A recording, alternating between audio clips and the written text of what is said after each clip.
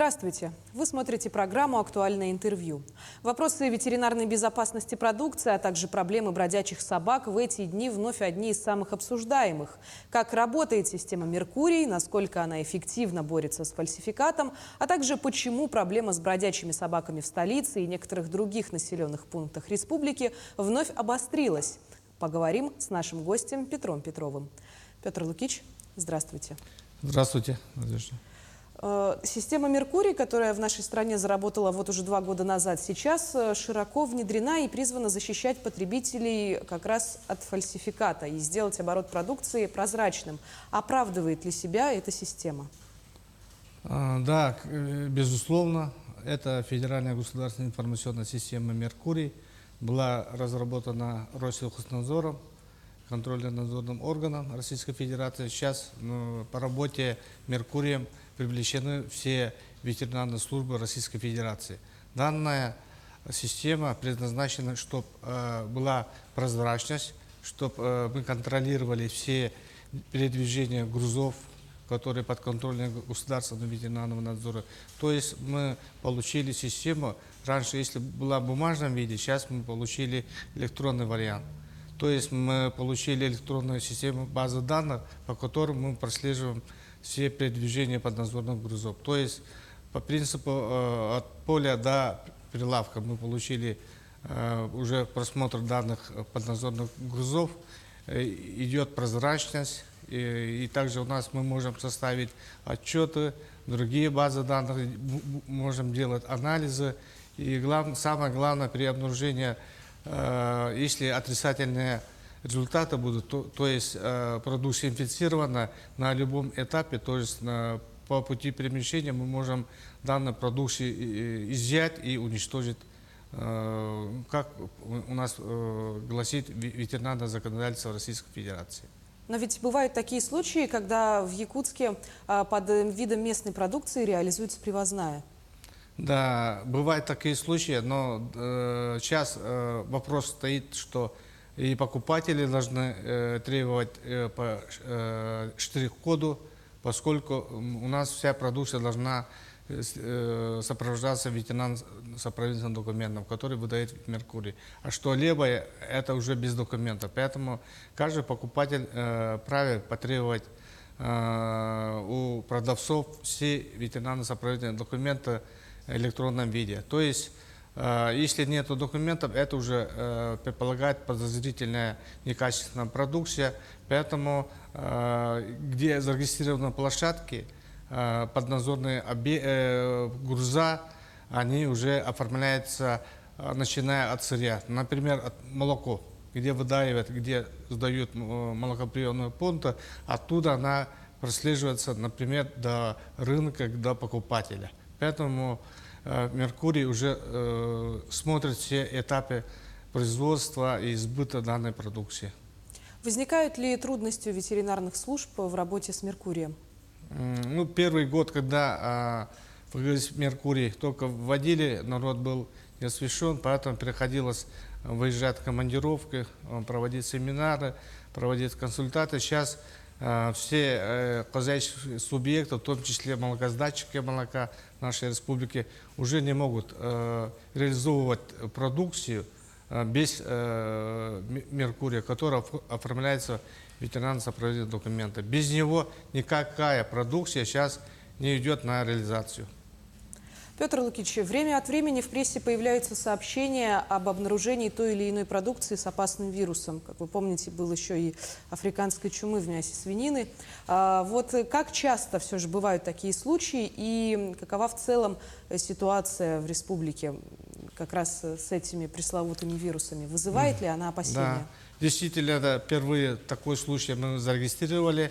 Она была обнаружена Управлением Федеральной службы по ветеринарному фитосанитарному надзору, то есть территориальное управление Россельхознадзора, при передвижении. Поэтому данный груз мы встретили уже в поселке Нижний Бестях Мегино-Кангаласского, и данный инфицированный контейнер, где она была, транспортировалась, она была изолирована и она хранилась до проведения лабораторных исследований. Вот это показывает наши прозрачность, и прослеживаемость и быструю реакцию. Раньше были времена, когда ветеринарно-сопроводительные документы в бумажном виде исчезали тысячами, сотнями таких экземпляров.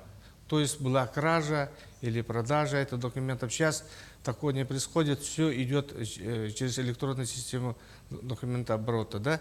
И поэтому сейчас по африканской чуме, если говорить, да, сейчас у нас всего в Российской Федерации вспышки зарегистрированы в 45 субъектах Российской Федерации и также 25 инфицированных объектов.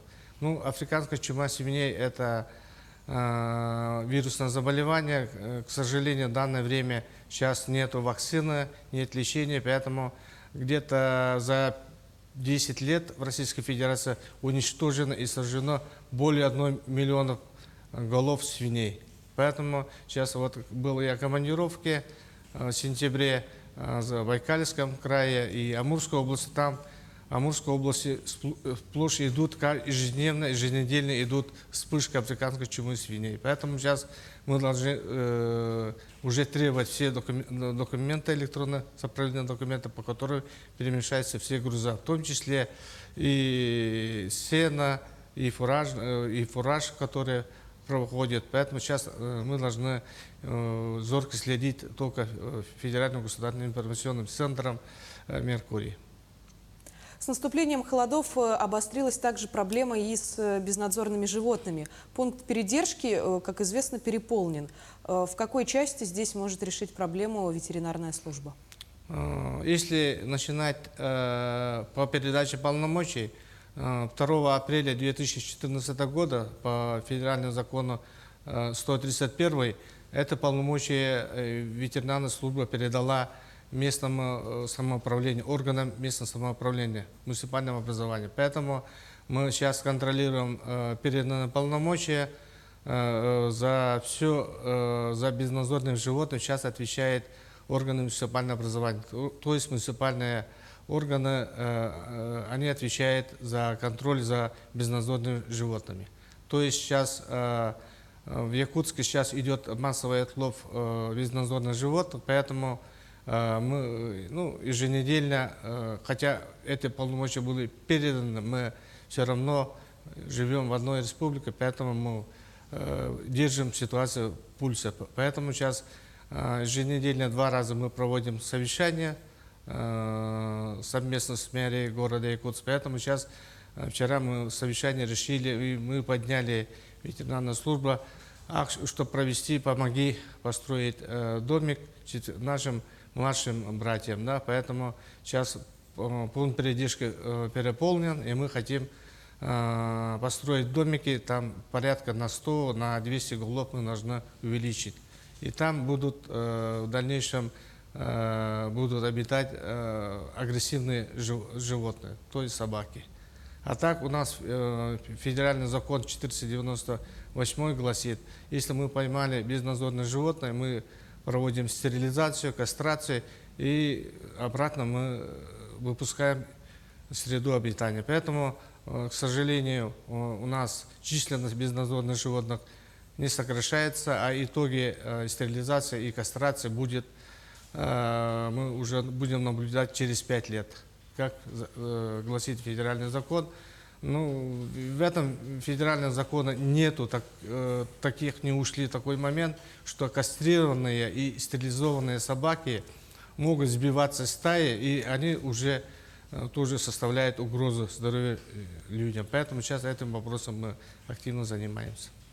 Но ведь эффективность деятельности ветеринарных служб еще зависит от материально-технической базы. Как у вас обстоит с этим дело? Так, ну у нас всего по республике где-то зарегистрировано свыше 100 автотранспортной техники. Но в данном случае данный автотранспорт эксплуатируется только 43 единицы. Поэтому сейчас мы принимаем стратегию развития до 2030 года и государственную программу на 5 лет, 2023 и 2027 года. И мы там предусмотрели финансирование на покупку автотранспортных средств, и в том числе и лабораторных оборудований для ветеринарных лабораторий наших районов.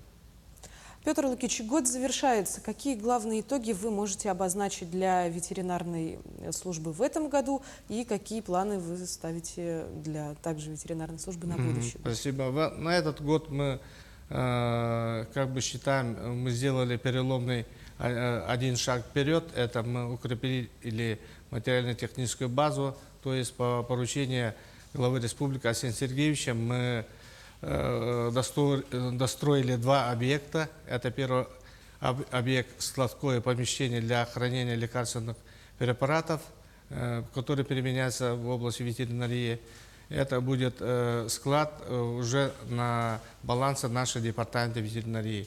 И будем снабжать все управления ветеринарии, наших управлений ветеринарии. И второе, мы ввели дополнительный корпус для лабораторных животных. Мы в ветеринарной лаборатории проводим диагностики инфекционных заразных заболеваний, и мы используем в биопробах вот эти лабораторные животные. Она будет размещена совместно рядом в виде пристроя Якутской республиканской ветеринарной испытательной лаборатории по Покровскому тракту. Наше видение на 2022 год — это мы должны защитить стратегию на долгосрочный период до 2030 года и разработать программу для укрепления материально-технической базы нашей ветеринарной службы и увеличения заработной платы. На 5 лет мы уже разрабатываем на 2023 и 2027 года. Благодарю вас, Петр Лукич, за то, что согласились стать нашим сегодняшним гостем. Будем надеяться, что все планы в будущем году будут реализованы. Спасибо. Ну а я напомню, вы смотрели программу «Актуальное интервью». Берегите себя. До встречи.